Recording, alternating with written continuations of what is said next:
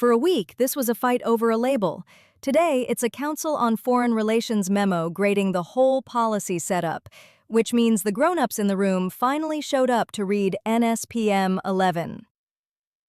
Welcome to Anthropic Pentagon Watch. I'm Sarah, here with Devin, and today we're stepping back from the courtroom to ask what these rules actually do. And CFR's verdict on that framework? The word they keep reaching for is unresolved. So let's find out exactly which unresolved they mean. Plus, a step-back segment that finally answers the rip-it-out question. What happens to agencies already running Claude? Let's get into the CFR read first. So, CFR's June 9 piece is the first outside institution really grading NSPM 11 on substance, and what matters is what they leave open, because that's exactly where the Anthropic fight lives. Right, but here's my problem. NSPM 11 requires agencies to work with more than one AI provider. Meanwhile, the Pentagon's in court fighting to keep Anthropic blacklisted, while leaning on Claude for damn near everything. Does CFR flag that contradiction or paper over it? That's the live tension. NSPM 11 pushes agencies to accelerate adoption. The injunction is still blocking the designation. A contracting officer reading both documents today sees two signals from the top, and they point in opposite directions. And I want to know what CFR doesn't say. If their experts walk through what's unresolved and never touch offensive cyber or the autonomous weapons guardrails the Pentagon's been trying to strip, that silence is the answer. The separation of powers piece is what gets me. The people writing the rules for military AI aren't in Congress. They're in a contract dispute. CFR analyzing the architecture instead of the litigation is the first sourced data point outside that courtroom. So which part does CFR call right? The 30-day model review window? The multi-provider mandate? Because if they're praising multi-provider as a feature, while the Pentagon's whole posture is single-provider lock-in, somebody's grading on a curve. This brings us to the step back. The question all week has been, if Anthropic's kept off limits, what happens to projects already running Claude? Short answer, you don't rip it out. You either get waivers or you freeze expansion in place. So the blacklist creates a slow bleed, not an off switch. And once waivers enter the picture, somebody runs that process, and somebody profits from how long it drags. The mechanism depends entirely on the contract pathway. Existing obligations are sticky. New work is where the freeze actually bites. And sticky cuts the other way, too. The NSA signals intelligence carve-out everyone treated as theoretical. If existing contracts can't be unwound, inertia locks that exception in. The hole in the red line starts to become the operating rule.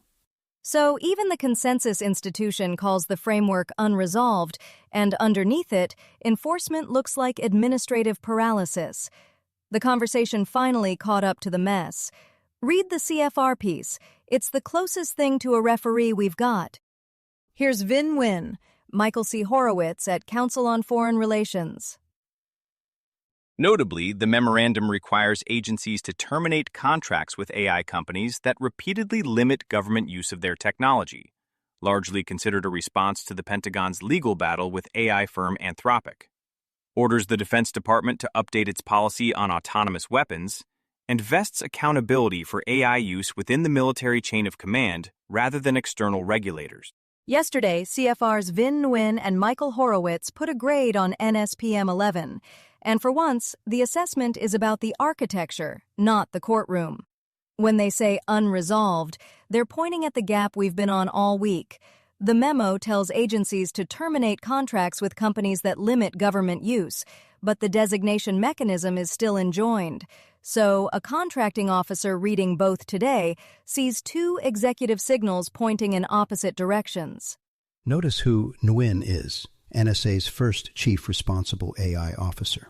So the man telling us how Washington learns to trust the AI it can't build spent his last job inside Fort Meade. That's the lens on this whole unresolved verdict. And CFR confirms the memo orders DoD to update its autonomous weapons policy and vests accountability in the chain of command, not external regulators. So when they say the memo gets things right, I want to know whether right includes pulling the guardrails inside the building that wants them gone. That's the separation of powers problem, now with an outside voice behind it.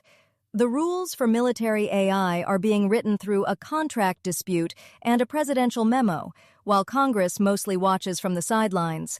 CFR just confirmed the problem. Step back for me. If Anthropic is kept off limits for federal agencies, what actually happens to existing government projects or defense contractors already using Claude? Do they have to rip it out, get waivers, or just stop expanding it? So the short answer is, it's complicated, and just rip it out is much harder than the order makes it sound. On February 27th, President Trump directed every federal agency to immediately stop using Anthropic technology. Defense Secretary Hegseth separately designated Anthropic a supply chain risk to national security. That formal Pentagon designation came down on March 3rd per Reuters. That label matters because, as Mayor Brown's legal team flagged for contractors, it doesn't just hit the Pentagon directly. It also reaches the many private contractors using Claude on government prime contracts and subcontracts, which means they may soon be barred from using it to perform that work too. The operational problem is that Claude is already embedded in classified networks. Scientific American reported that the Pentagon formally gave itself a 6-month window to phase Claude out of those systems, and NextGov's sources said it could take 3 months or longer for the military to regain access to a comparably capable tool on the classified side. Pentagon staffers, former officials, and IT contractors told Reuters they're genuinely reluctant to comply because they see Claude as better than the available alternatives. So the likely path is a phased, contested wind-down, with real capability gaps in the middle. If contractors are potentially on the hook too, are they waiting for formal contract language to change before they act? Or does the supply chain designation alone already bind them? That's exactly the live legal question right now. Goodwin's contractor advisory flagged that defense and civilian contractors should be actively assessing whether current or future activities involving Claude could put them in violation, even before new contract clauses are formally issued. So the prudent read from outside counsel is, don't wait for the paperwork.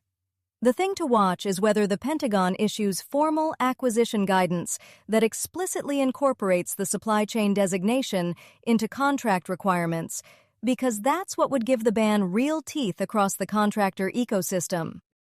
Got a tip, a story idea, or a correction for us? Send it to Anthropic Pentagon Watch at lanternpodcast.com. We read every note, and your feedback helps make the briefing sharper. If you want to dig further into any of today's stories, we've put the relevant links in the show notes. Take a look there for the pieces and source material that caught your ear. That's Anthropic Pentagon Watch for this Wednesday. This is a Lantern podcast.